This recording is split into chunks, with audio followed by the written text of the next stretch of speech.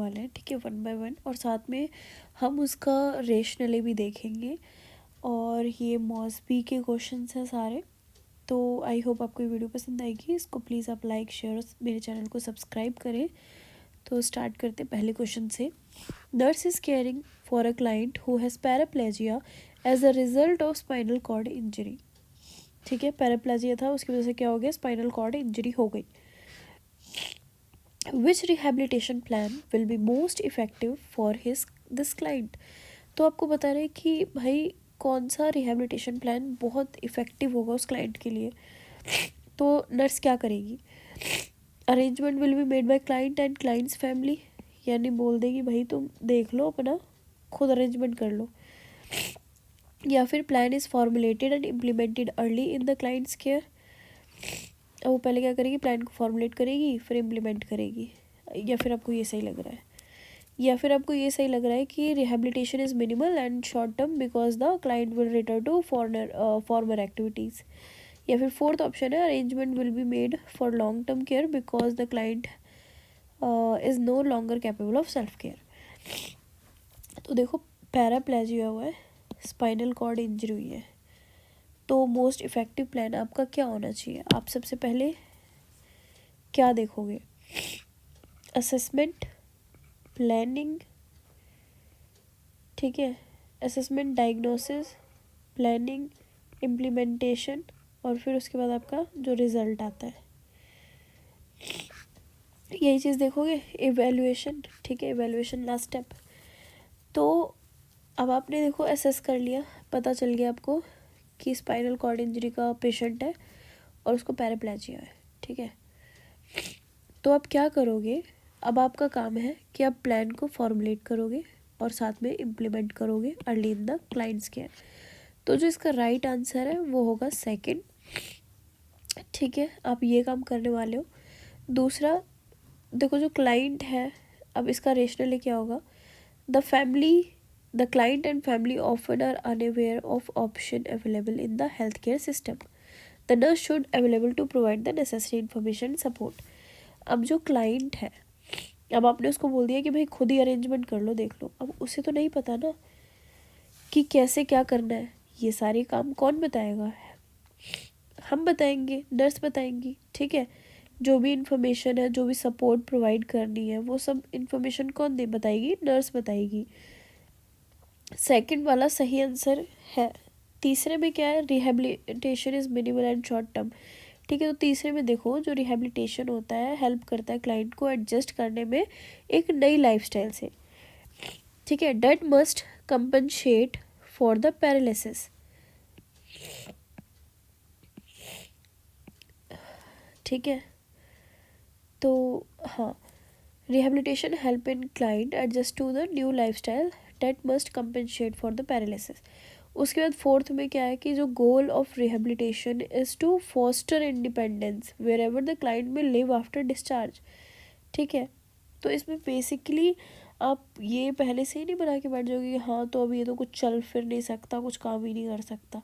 आपका गोल है रिहेबिलिटेशन का कि वो इंडिपेंडेंटली अपना काम कर सके, वो सारी चीज़ें सीखे। डिस्चार्ज के बाद आप तो नहीं आओगे ना उसका काम करने के लिए, तो आपको उस तरीके से प्लान करना पड़ेगा कि जो उसके लिए करेक्ट हो। इसलिए जो राइट आंसर है वो सेकंड होगा।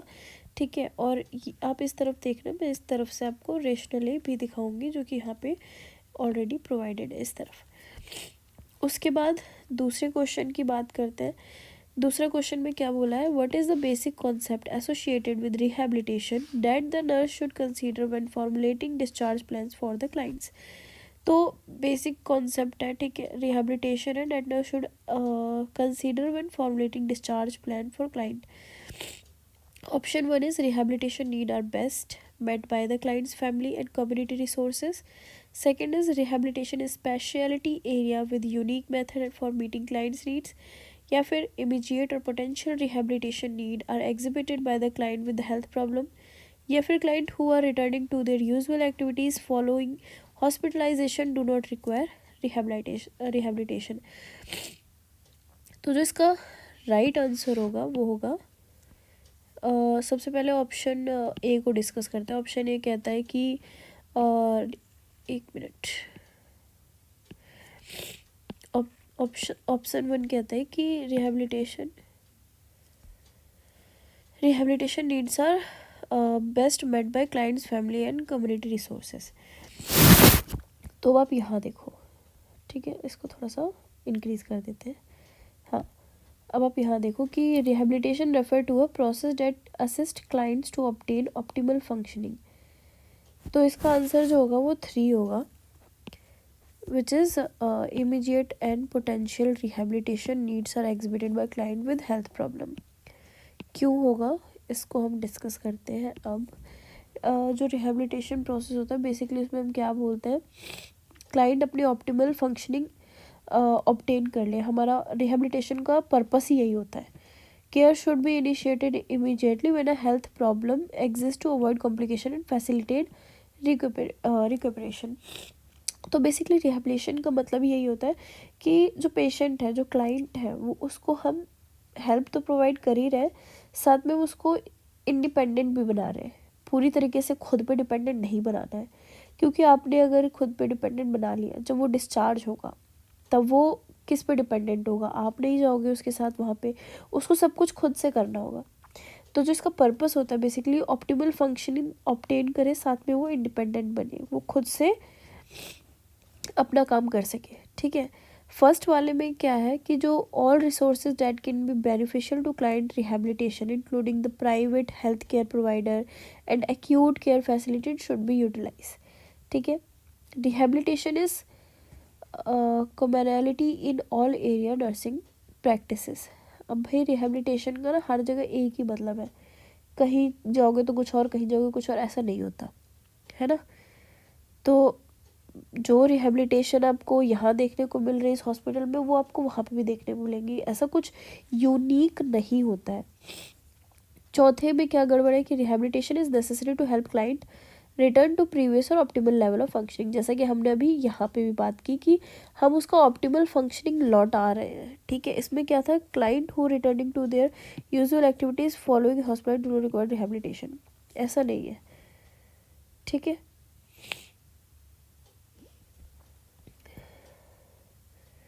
उसके बाद थर्ड क्वेश्चन है, nurse is teaching a client how to use call bell system. Call bell system होते हैं ना, पेशेंट की सर्जरी हो क्या है, बोलेंगे आप इसको दबाना, मैं आ जाऊँगी अगर आपको कोई भी नीड होगी। तो which level of Maslow's hierarchy of needs does this nursing action address. तो अब आप उसको कॉल बेल सिस्टम के बारे में तो बता रहे हो, तो अब आप बताओ कि मैस्लो हायरार्की ने हायरार्की ऑफ नीड्स के अकॉर्डिंग कौन सा नर्सिंग एक्शन होगा ये एड्रेस करता है। Option 1 is safety, self esteem, physiologic और इंटरपर्सनल। तो इसका जो करेक्ट आंसर है वो सेफ्टी होगा, क्योंकि देखो अब आपके पास ना बहुत सारे पेशेंट्स हैं, आपके पास बहुत सारे पेशेंट हैं, आप ये नहीं देख पाओगे कि इस पे अब सेफ्टी तो आप ध्यान में रखोगे ना, आप बोलोगे कि अगर आपको कोई भी दिक्कत हो रही है, कुछ भी हो रहा है, तो आप इसको बजाओ, क्योंकि safety is the first priority of the patient. ठीक है, कॉल बेल सिस्टम जो होता है वो क्या बेसिकली करता है, कम्युनिकेट करने में हेल्प करता है स्टाफ के साथ में, एंड सपोर्ट करता है सेफ्टी एंड सिक्योरिटी। हमें पता है कि पेशेंट तभी बेल बजाएगा जब उसे किसी चीज़ की नीड होगी, या फिर वो किसी चीज़ दिक्कत में होगा। जैसे हमने उसको बोल दिया कि अगर पेन बहुत ज़्यादा हो, बर्दाश्त ना हो, तो आप बुला सकते हो। अब वो आवाज़ें तो नहीं मारेगा, बहुत बड़ा वार्ड है, ठीक है, और नर्स भी अगर 2-3 है तो पेशेंट तो 50 है ना।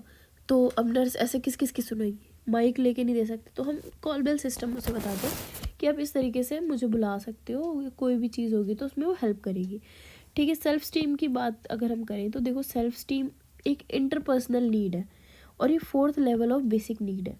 तो ये तो बिल्कुल भी नहीं होगा, क्योंकि सबसे पहली प्रायोरिटी तो हमारी उसकी सेफ्टी थी, जो कि हमने देख ली, और इसमें इंटरपर्सनल रिलेशनशिप तो अभी लाने की ज़रूरत ही नहीं है, क्योंकि आप उसे टीच कर रहे हो, राइट। उसके बाद थर्ड है फिजियोलॉजिक। फिजियोलॉजिकल नीड्स में क्या आता है, एयर आती है, फूड आता है, वाटर आता है, जो कि फर्स्ट लेवल ऑफ नीड है। अब यहाँ पे उसको खाना पानी कुछ भी चाहिए, तो वो तो उसका फिजियोलॉजिक नीड है, उसमें आप क्या उसको टीच करोगे, तो ये भी गलत हो जाता है। Interpersonal need involve love and belonging which is third level. अब ये थर्ड लेवल की नीड होती है, इसमें कहीं भी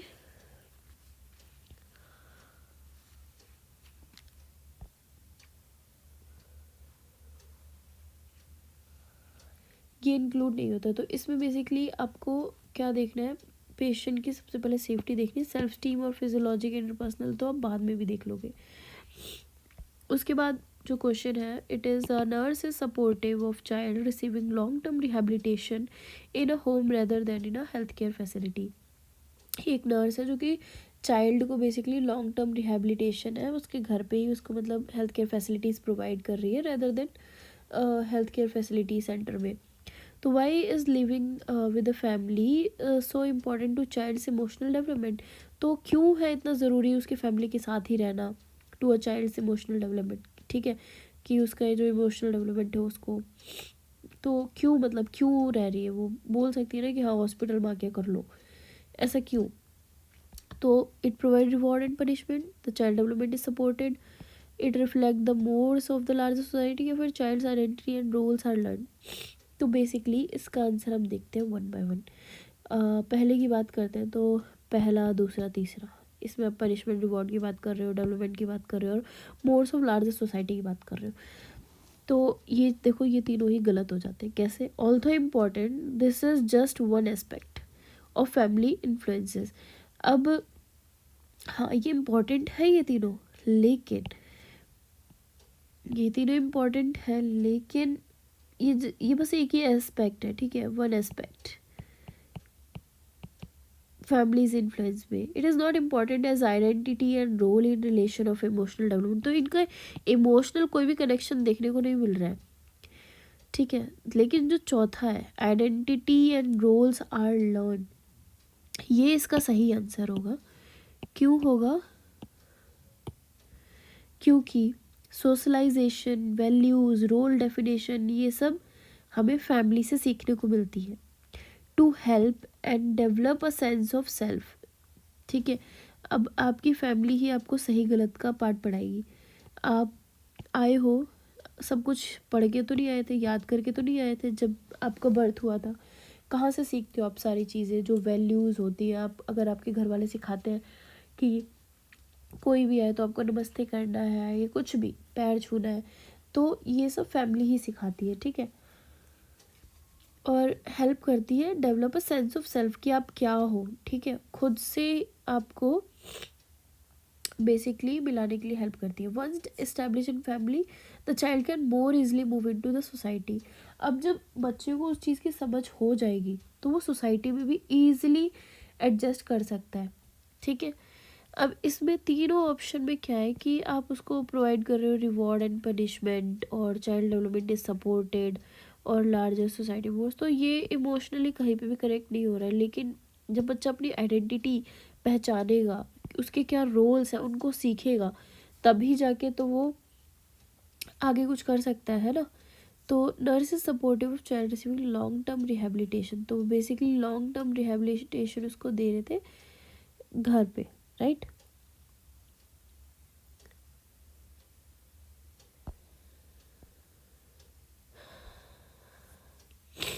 तो बेसिकली फैमिली का ना बहुत अहम रोल होता है बच्चे की हर चीज़ में। एक क्वेश्चन, अब नेक्स्ट क्वेश्चन है कि nurse is discussing alcoholic anonymous with the client, ठीक है। What behaviour expected member of A should the nurse include in discussion. पहला है speaking aloud at weekly meeting, promising to attend at least 12 meeting yearly, maintaining controlled drinking after 6 months, या फिर acknowledging an inability to control the problem। तो देखो पहले की बात करें तो there are no rules about speaking at meeting, ठीक है, also members are strongly encourage to do so, तो ये तो गलत हो जाता है। सेकंड की बात करें, there are no rules of attendance at meeting, कोई भी ऐसा नहीं होता है कि कोई भी अटेंडेंस नहीं ली जाती है मीटिंग में कि हाँ ये आया था उस दिन, ये नहीं आया था। Also members are strongly encourage to attend as often as possible, basically उनके खुद के मन में होना चाहिए कि हाँ उन्हें करना है तो करना है, ऐसा नहीं कि 12 मीटिंग्स ईयरली में करने मतलब ये आपका खुद का अपना इनक्रेजमेंट होना चाहिए। और उसके बाद थर्ड है maintaining control drinking after 6 month. देखो this is not a part of A, alcoholic anonymous जो है वो पार्ट नहीं है इस ग्रुप का, ठीक है। This group strongly support total abstinence for life. उसके बाद जो राइट आंसर है वो 4 है, acknowledging and inability to control the problem. अब आप किसी चीज़ को एक्नॉलेज करोगे तभी तो आप किसी चीज़ को कंट्रोल कर सकते हो, ठीक है। अगर आप उसे एक्नॉलेज ही नहीं करोगे तो फिर आप उस प्रॉब्लम को कैसे कंट्रोल करोगे। तो बेसिकली यहाँ पे क्या कह रहा है कि जो a major premise of A is that to be successful in achieving sobriety, right, client with alcohol abuse problem must acknowledge their inability to control their drinking। अब जो अल्कोहल कंज्यूम करते हैं उनको पता होना चाहिए कि जब वो शराब पीते हैं तो वो खुद पे कंट्रोल नहीं कर पाते हैं, ठीक है, कि वो खुद पे कंट्रोल नहीं कर पाते हैं, बहुत ज़्यादा ही शराब पी लेते हैं जिसकी वजह से उन्हें आगे बहुत कुछ झेलना पड़ सकता है, तो उन्हें उनके कॉन्सिक्वेंसेस नहीं पता होते। तो बेसिकली उन्हें एक्नॉलेज करना चाहिए कि वो क्या कर रहे हैं और उसकी वजह से क्या होगा अगर उसे वो नहीं सुधारते। So the next question is, a nurse discuss the philosophy of alcoholic anonymous with the client who has history of alcoholism, ठीक है। What need must self-help groups such as AA meet to be successful? क्या चीज़ होनी चाहिए? Trust, growth, belonging, independence. तो जो सही answer है वो है बिलोंगिंग। कैसे है, लेट्स डिस्कस। जो सेल्फ हेल्प ग्रुप्स होते हैं सक्सेसफुल होते हैं क्योंकि उसमें आप बेसिक ह्यूमन नीड्स को सपोर्ट करते हो फॉर एक्सेप्टेंस, यानी आप उन्हें एक्सेप्ट करना सिखाते हो, ठीक है। Feeling of comfort and safety and sense of belonging may be achieved in non-judgmental supportive। अब ये सेंस ऑफ बिलोंगिंग बेसिकली कब अचीव होता है? जब आप एक नॉन जजमेंटल सपोर्टिव प्रोवाइड करते हो, right. Sharing experience with other, आप अपनी चीज़ें शेयर करोगे, उन्हें बताओगे कि मैंने ऐसा ऐसा किया, मैं इन सब चीज़ों से ऐसे बाहर आया, तो ये सेल्फ हेल्प होता है। यानी आप जब खुद की हेल्प करना चाहते हो तो आपको ना सेंस ऑफ बिलोंगिंग होना चाहिए, तभी आप अपनी हेल्प कर सकते हो, ठीक है। ट्रस्ट और ग्रोथ की बात करें तो may not meet this need. ज़रूरी नहीं है कि ट्रस्ट हो, ग्रोथ हो तभी आप मतलब करो, ज़रूरी नहीं है। और फोर्थ की बात करें तो A meet dependency needs rather than focusing on independence, ठीक है। बेसिकली वो क्या ढूंढेगा, फिर डिपेंडेंसी नीड देखेगा ना, वो ये थोड़ी देखेगा कि इंडिपेंडेंस है या नहीं है। तो belonging is the right answer. Next is, a daughter of Chinese speaking client approaches a nurse and ask multiple question while maintaining direct eye contact. What culturally related concept does the daughter's behaviour reflect. अब एक daughter है जो कि Chinese speaking daughter है, ठीक है, nurse से बहुत सारे क्वेश्चन पूछती है और मेंटेनिंग डायरेक्ट आई कॉन्टैक्ट, वो जब डायरेक्ट आई कांटेक्ट मेंटेन करती है तब वो उससे क्वेश्चन भी पूछती है। तो बताना है कि what culturally related concept does this daughter's behaviour reflect, prejudice, stereotyping, assimilation या एथनोसेंट्रिज्म। तो इसका जो राइट आंसर है वो है हमारा एसिमिलेशन, ठीक है। अब हम इसे समझते हैं वन बाय वन। पहले हम एसिमिलेशन को देखते हैं। एसिमिलेशन का मतलब क्या होता है? Involves incorporating behaviour of a dominant culture. Maintaining eye contact is characteristic of American culture, not of Asian culture. तो अब चाइना कहाँ आता है भाई? एशिया में आता है, ठीक है। अभी एशियन कंट्री है। तो जो डायरेक्ट आई कांटेक्ट होते हैं वो बेसिकली आपको कहाँ देखने को मिलेगा? अमेरिका, इन सब में देखने को मिलेगा। वो करते हैं डायरेक्ट आई कांटेक्ट करके। तो इसका मतलब क्या है कि एसिमिलेशन होगा इसका आंसर, यानी incorporating behaviour of dominant culture. वो जो उसका कल्चर है वो कैसा है? इनकॉपरेटिंग है। तो इसीलिए वो डायरेक्ट आई, अगर आंसर आधा वही सॉल्व हो गया जहाँ पे ये लिख दिया था मेंटेनिंग डायरेक्ट आई कांटेक्ट, ठीक है। प्रेजुडाइज का मतलब क्या है? Is a negative belief about another person. अब मुझे किसी और के बारे में कोई गलत फहमी है या फिर किसी ग्रुप के बारे में मुझे नहीं पसंद, वो मैं उसके लिए नेगेटिव सोचती हूँ, तो वो हमारा प्रेजुडाइज होगा, ठीक है। लेकिन वो डायरेक्ट आई कांटेक्ट मेंटेन कर रही थी ना, तो ये तो यूजलेस हो गया, प्रेजुडाइज तो आएगा ही नहीं, क्योंकि यहाँ पे आपको नेगेटिव बिलीफ्स देखने को मिलते हैं। स्टीरियोटाइपिंग में क्या होता है कि perception that all member of group are alike. Stereotype वो होता है कि अच्छा ये ऐसा है तो इसका पूरा खानदान ऐसा है, पूरा ग्रुप ऐसा है, तो ये स्टीरियोटाइपिंग होता है। और यहाँ पे हमें वो भी नहीं देखने को मिल रहा है। और नेक्स्ट इज एथनोसेंट्रिज्म। एथनोसेंट्रिज्म का मतलब होता है कि it is a perception that one's belief are better than those of others. इसमें एथनोसेंट्रिज्म का मतलब होता है आपको कोई एक पर्सन है जिसका कॉन्सेप्ट अच्छा लग रहा है आपको, आप ये मानते हो कि हाँ ये जो इसकी धारणा है, जो इसकी बात है वो अच्छी है कंपेरेटिवली दूसरे पर्सन के, ठीक है, इसके बिलीव्स अच्छे हैं कंपेरेटिवली इसके, तो ये होता है ethnocentrism. Next question is nurse manager work on unit where the nursing staff member are uncomfortable taking care of client from cultures that are different from their own. How should the nurse manager address this situation? तो basically एक nurse manager work कर रही है unit में, ठीक है, जहाँ पे नर्सिंग स्टाफ मेंबर है ना थोड़े से अनकंफर्टेबल है एक क्लाइंट की हेल्प करने में, ठीक है, केयर करने में, from cultures that are different from their own. मतलब अगर मान लो वो हिंदू है तो वो मुस्लिम है, ये कल्चर डिफरेंस है, तो नर्स मैनेजर क्या कैसे एड्रेस करेगी इस सिचुएशन को।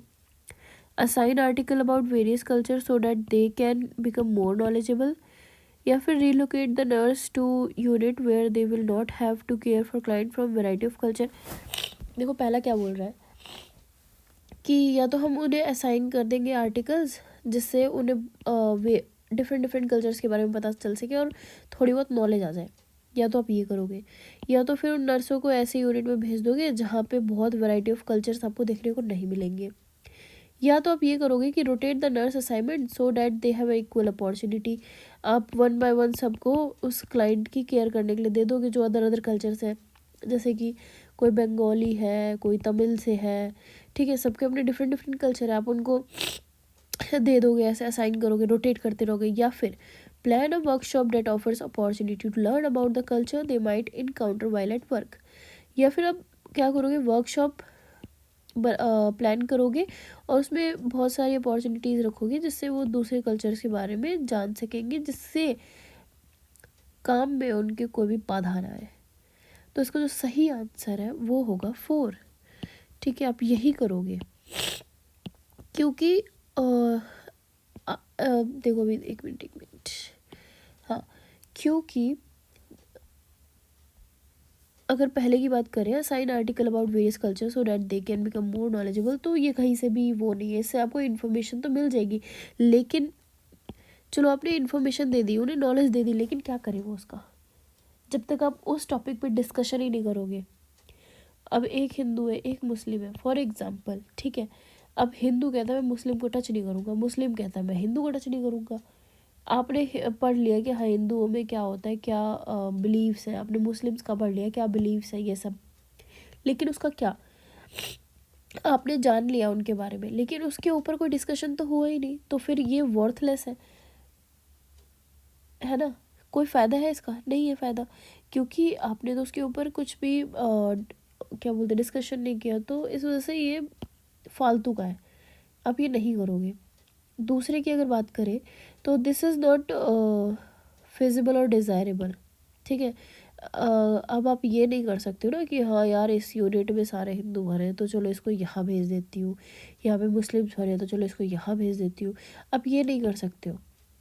किसी के कल्चर, अब कोई भी पेशेंट किसी भी कल्चर का हो सकता है, तो आप उसकी वजह से नर्स थोड़ी चेंज करते रहोगे। अब एक नर्स सर्जरी में पोस्टेड है, वो मेडिकल से आ रही है, ऐसा नहीं हो सकता, तो ये तो और भी फालतू का है। उसके बाद है रोटेट द नर्स असाइनमेंट। भाई एक पेशेंट एक नर्स, जो नर्स जिस पेशेंट की केयर कर रही है वो उसी की करेगी, ये नहीं कि अभी बोला आपने चल तू दवाई अभी लगा दे, बाद में तेरी बारी, बाद में तेरी बारी, ऐसे केयर नहीं होती, ऐसे में क्या होती है हड़बड़ाहट होती है, ठीक है, हाँ, इससे क्या होगी टेंशन इंक्रीज हो जाएगी यूनिट में, और कुछ नहीं होगा। तो जो सही आंसर है वो होगा plan a workshop that offer opportunities. Workshop रखोगे, ठीक है, उसके बारे में आप डिस्कस करोगे, उनके कल्चरल डाइवर्सिटीज़ के बारे में उन्हें बताओगे, तो इससे क्या होगा, this should include identification of one's own feeling. अब उससे क्या होगा, वो आइडेंटिफाई कर सकेंगे कि हाँ यार क्या सही है क्या गलत है, और हमें ये सब चीज़ें नहीं करनी चाहिए। वो एक इंसान ही है, हमें उसे एज अ इंसान ट्रीट करना है, ना कि उसके कल्चर से लेके हम उसको केयर प्रोवाइड नहीं करेंगे। तो इसमें क्या होगा कि जो पार्टिसिपेंट्स होंगे उनके पास अपॉर्चुनिटी होगी कि वो क्वेश्चंस भी पूछ सकेंगे, तो उनके मन में जो भी दुविधा, जो भी बाधा होगी, वो यहाँ पे इसमें आराम से बोल सकते हैं। तो इसीलिए जो फोर्थ आंसर है, फोर्थ ऑप्शन है, वो ज़्यादा अप्रोप्रिएट है बाकी के इन ऑप्शन से। ठीक है, next question is, a nurse is teaching parenting class, what should the nurse suggest about managing behaviour of young school age child. अब नर्स जो है वो पेरेंटिंग क्लास तो दे रही है, नर्स को ऐसा क्या बताना है जो जिससे जो पेरेंट्स हैं उनकी हेल्प हो सके managing the behaviour of young school age child. तो पहला है अवॉइड आंसरिंग क्वेश्चन, या फिर give the child's a list of expectations. अब पहला ऑप्शन कह रहा है कि अवॉइड कर दोगे, वो कुछ भी पूछे आंसर ही नहीं देना, या फिर आप करोगे कि बोलोगे ले भाई लिख दे तेरी जो भी एक्सपेक्टेशंस है हम उसको पूरा कर देंगे, या फिर be consistent about established rule, जो आपके रूल्स हैं उन पे ही आपको रहना है कि हाँ भाई अगर ये गलत है तो गलत है, ये सही है तो सही है। या फिर allow the child to plan the day's activity, आप बच्चे को बोलोगे ले बेटा तुझे जो करना है तू कर ले। तो इसमें जो सही आंसर है वो थर्ड होगा।